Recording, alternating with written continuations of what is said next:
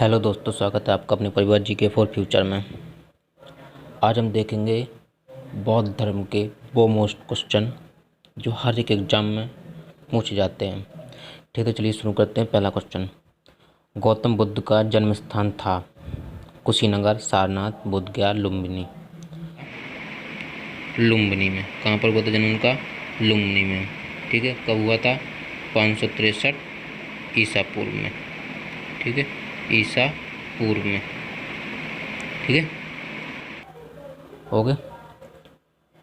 अगला क्वेश्चन है, गौतम बुद्ध का जन्म स्थान किसके द्वारा अंकित किया जाता है? नंबर 1, अशोक मौर्य का रुमनदेही स्तंभलेख, मूर्ति, पीपल वृक्ष या बौद्ध मठ।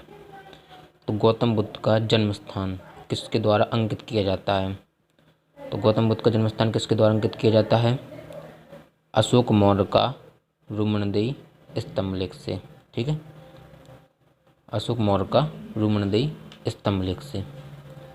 ठीक है, अगला क्वेश्चन है कि बुद्ध किस वंश से संबंधित थे? Number 1, Gyatak, number 2, Maurya, number 3, Shakya, number 4, Kuru. तो बुद्ध किस वंश से संबंधित थे? तो वह थे शाक्य। इनके पिता जो थे गौतम बुद्ध के, उस शाक्यगढ़ के क्या थे? मुखिया थे। ठीक है, अगला क्वेश्चन है कि प्रथम बौद्ध परिषद कहाँ आयोजित की गई? ए, वैशाली, बी, कश्मीर, सी, राजगृह, डी, पाटलिपुत्र। तो प्रथम बौद्ध संगीति कौन सी? प्रथम बौद्ध परिषद कहाँ आयोजित की गई? तो पहले प्रथम बौद्ध की गई थी राजगृह में। कहाँ पे? राजगृह में। ठीक है, अगला क्वेश्चन है पांचवी बौद्ध परिषद का आयोजन किसने किया था? ए, अशोक, बी, कनिष्क, सी, हर्ष, डी, बिंदुसार। तो पांचवी बौद्ध परिषद का किसने किया था? हर्ष द्वारा। किस द्वारा किया गया था? हर्ष द्वारा। ठीक है, टोटल कितनी संगीतियाँ हुई? 5 संगीतियाँ हुई हैं ना। अगला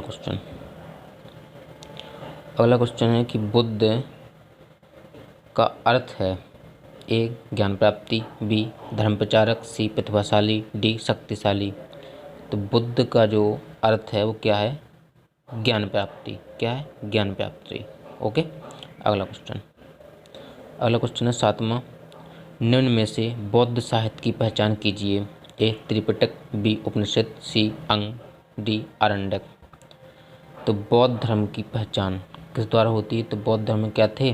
त्रिपिटक थे। क्या थे? त्रिपिटक थे। ठीक है, पढ़े हुए होंगे, सम्यक दर्शन, सम्यक आचरण, सम्यक ज्ञान, है ना। 3 प्रकार के त्रिपिटक थे उनके। ओके, अगला क्वेश्चन कि बौद्ध धर्म ने समाज के 2 वर्गों को अपने साथ जोड़कर एक महत्वपूर्ण प्रभाव छोड़ा। ए वर्ग थे? ए, वणिक एवं पुरोहित, बी, साहूकार एवं दास, सी, योद्धा एवं व्यापारी, डी, स्त्रियाँ एवं शूद्र। तो गौतम बुद्ध ने समाज के 2 वर्गों को अपने साथ जोड़कर एक महत्वपूर्ण प्रभाव छोड़ा था। ये कौन से वर्ग थे? तो स्त्रियाँ एवं शूद्र। ठीक है, अगला क्वेश्चन है कि बुद्ध ने अपना प्रथम प्रवचन कहाँ दिया था? ए, गया, बी, सारनाथ, सी, पाटलिपुत्र, डी, वैशाली। तो बुद्ध ने अपना प्रथम प्रवचन कहाँ दिया था? तो वो दिया था सारनाथ में। कहाँ दिया था? सारनाथ में। ठीक है, जनसाधारण की भाषा पाली में दिया था उन्होंने। क्या में दिया था? पाली भाषा में दिया था। ठीक है, अगला क्वेश्चन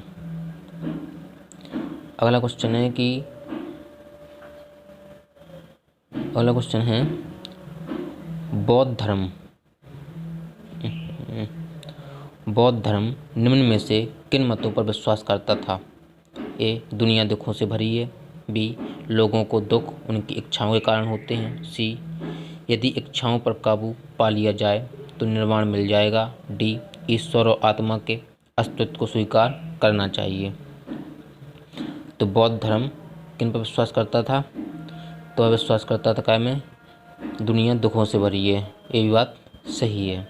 ठीक है, और लोगों को दुख उनकी इच्छाओं के कारण होते हैं, ये भी बात सही है। और यदि इच्छाओं पर काबू पा लिया जाए तो निर्वाण मिल जाएगा, तो यह भी बौद्ध धर्म में अंकित है। ईश्वर और आत्मा के अस्तित्व को स्वीकार करना चाहिए, ये बात गलत है, क्योंकि बौद्ध धर्म ईश्वर पे विश्वास नहीं करते थे। ठीक है, अगला क्वेश्चन है 11वां, वो कहता है कि धातु से बने सिक्के सबसे पहले प्रकट हुए थे। ए हड़प्पा काल में, बी उत्तर वैदिक काल में, सी बुद्ध के काल में, डी मौर्यों के काल में।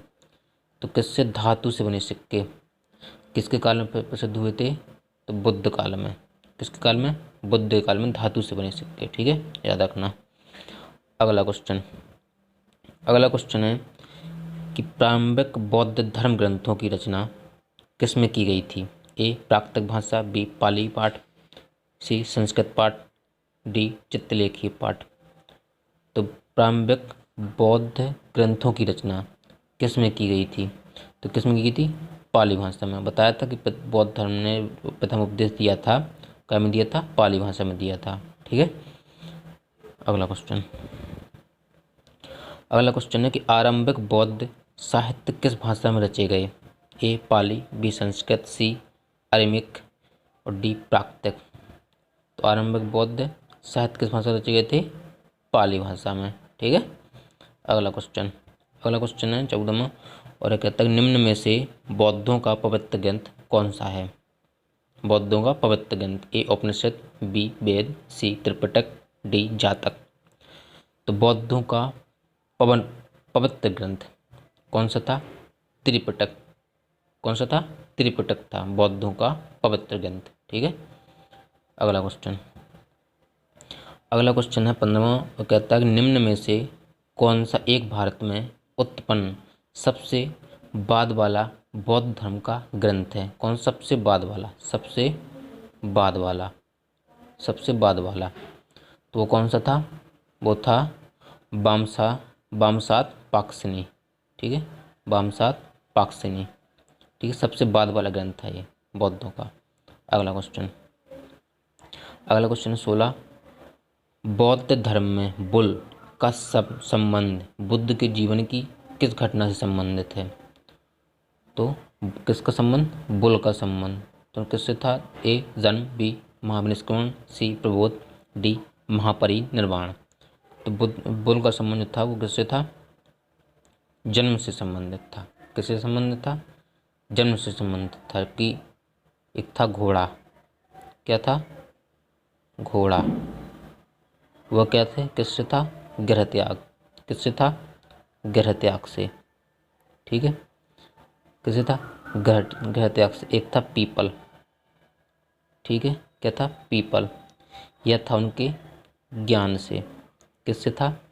ज्ञान से। एक था उनका कौन सा? पद चिन्ह। कौन सा था? पद चिन्ह। एक किससे था? तो यह था उनका निर्वाण। कैसे? निर्वाण से। किससे था? निर्वाण से। ठीक है,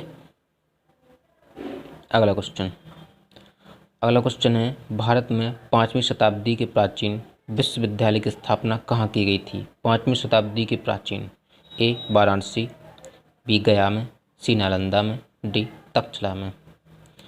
भारत में 5वीं शताब्दी के प्राचीन विश्वविद्यालय की स्थापना कहाँ की गई थी? तो की गई थी नालंदा में। कहाँ पर? नालंदा में। किसके द्वारा?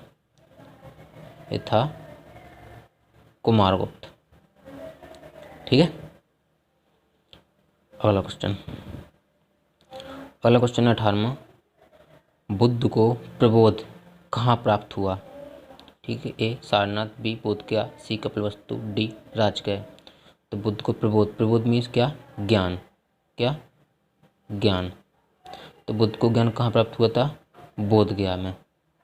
ठीक है, अगला क्वेश्चन है 18वां 19वां क्वेश्चन है बुद्ध धम्म और संघ मिलकर कहलाते हैं? ए त्रिरत्न, बी त्रिवाग, सी त्रिसर्ग, डी त्रिमूर्ति।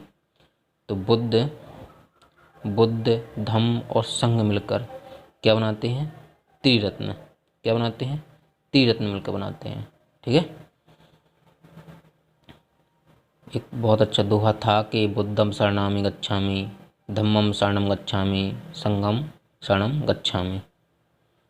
ओके, अगला क्वेश्चन लास्ट, अगला क्वेश्चन नहीं, लास्ट नहीं, अगला क्वेश्चन है 20वां कि इच्छा सब कष्टों का कारण है, इसका प्रचार करने वाला धर्म कौन सा है? ए बौद्ध धर्म, बी जैन धर्म, सी सिख धर्म, डी हिंदू धर्म। इच्छा सब कष्टों का कारण है। ठीक है, तो ये किससे संबंधित है? बौद्ध धर्म से। किससे संबंधित है? बौद्ध धर्म से। ठीक है, अगला क्वेश्चन, अगला क्वेश्चन 21वां, इसमें है कि बौद्धों के पवित्र अवशेषों पर निर्मित गुम्बदाकार छत वाली अर्धगोलाकार संरचना को क्या कहते हैं? ए स्तूप, बी धर्मादेश, सी स्तंभ, डी एकास्मक। ठीक है, तो क्या है? बौद्धों के पवित्र अवशेषों पर निर्मित, पवित्र अवशेषों पर निर्मित गुम्बदाकार छत वाली को क्या कहा जाता है? क्या बनते थे? अब स्तूप बनाए जाते थे उस समय पे। क्या बनाए जाते थे? स्तूप बनाए जाते थे। ठीक है, अगला क्वेश्चन, अगला क्वेश्चन है निम्न में से कौन सा शासक बुद्ध का समकालीन, यहाँ पे शायद मिस्टेक है, समकालीन नहीं था। कौन? समकालीन नहीं था, जी लिखना है वहाँ पे। ठीक है, निम्न में से कौन सा शासक बुद्ध का समकालीन नहीं था? उदयन, बिंबिसार, अजातशत्रु और महापद्मनन। तो जो महापद्मनन था यह बुद्ध का क्या था? यह बुद्ध का समकालीन नहीं था। ठीक है, यह बुद्ध का समकालीन नहीं था, याद रखना इस बात को। ठीक है, अगला क्वेश्चन, अगला क्वेश्चन है बुद्ध की मृत्यु किस वर्ष में हुई? ए 483, बी 438, सी 453, डी 468 ईसा पूर्व। ठीक है, तो बुद्ध की मृत्यु कब हुई? 483 ईसा पूर्व में। ठीक है, कब हुई थी? 483 ईसा पूर्व में, जिसको क्या कहा गया था?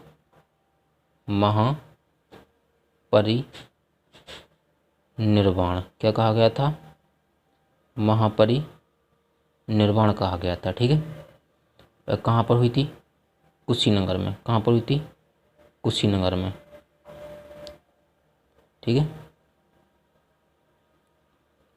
अगला क्वेश्चन, अगला क्वेश्चन है भारतीय इतिहास के निम्नलिखित युगों में से किसके दौरान क्षत्रिय एक विशिष्ट पहचान रखते थे? ए बुद्ध के युग में, बी मौर्य काल में, सी पश्चिम मौर्य काल में, डी गुप्त काल में। तो भारतीय इतिहास में क्षत्रिय एक विशिष्ट पहचान रखते थे। कौन? क्षत्रिय। किसके? तो कौन था? बुद्ध के काल में। बुद्ध काल में क्या थे? क्षत्रिय एक विशिष्ट पहचान रखते थे। बुद्ध काल में जैसे ये हुए हैं कुमारगुप्त वगैरह, है ना, ये सब उदयन ये प्रमुख शासक थे बुद्ध के काल में। ठीक है, बिंबिसार, एक कई हुए हैं जो विशिष्ट बहुत ही अच्छे क्षत्रिय थे जी। तो क्षत्रिय एक विशिष्ट पहचान रखते थे किसके काल में? बुद्ध के काल में। ओके, हो गए टोटल 24 क्वेश्चन जो बहुत ही महत्वपूर्ण है। टोटल 24 बहुत ही महत्वपूर्ण है। वनडे एग्जाम में अधिकतर यही क्वेश्चन पूछे जाते हैं। ठीक है, तो उनको बहुत ही अच्छे से याद कर लेना। ठीक है, थैंक यू। प्लीज़ चैनल को सब्सक्राइब, वीडियो को लाइक शेयर ज़रूर करें। Thank you.